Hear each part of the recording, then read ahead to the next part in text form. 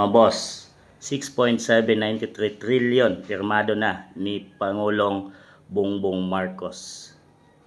Paldo, tiba-tiba na naman ang BBM administration mga boss.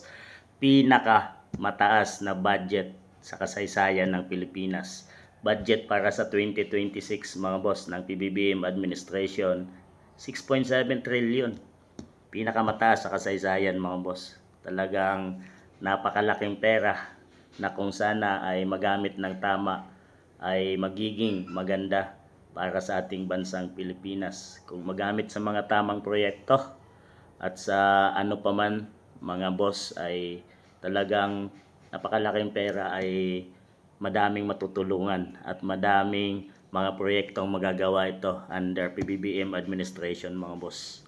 Talagang sana ay hindi ito mapunta lang sa or mabulsa lang sa mga taong walang ibang inisip kundi ang magpayaman mga boss. Ibulsa ang pera ng mamamayang Pilipino habang patuloy na nagdurusa ang mamamayang Pilipino mga boss.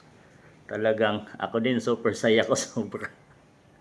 Sabi ni Speaker, ako din Father, di ko lang pinahalata. Sandro Marcos, masaya ako super from PBBM.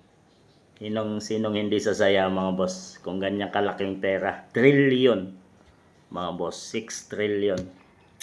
Sa billion pa lang, sa milyon ay napakalaki na. Talagang pinakamataas na budget sa kasaysayan ng Pilipinas na wala namang napupuntahan. Ay sana ito mga boss, yung 2025 budget ay wala tayong nakita. 23, 24, 25 walang proyektong nagawa ang PBBM administration at di natin alam at napunta lang sa corruption ang pera, ang budget ng bansang Pilipinas. Talagang grabe ang administrasyong ito mga boss. Talagang kung sino-sino na lang ang mga tao, congressman, contractor ang nagbubulsa sa pera ng mamamayang Pilipino. Sana itong perang ito mga boss ay bantayan natin tayong mga taong bayan, mamamayang Pilipino, dahil pera natin yan galing sa buwis ng mamamayang Pilipino at sana ay magamit ito ng tama mga boss dahil napakalaking pera na para sa Pilipinas at para sa mamamayang Pilipino.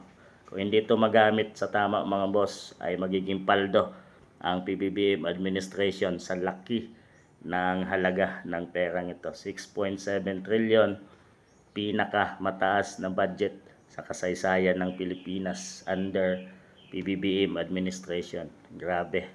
Nasa tingin niyo mga boss, mapupunta at magagamit kaya ito sa tama or mabubulsa na naman or pupunta naman ito sa mga taong walang ibang inisip kundi ang magpayaman. Yung mga boss, sa tingin niyo?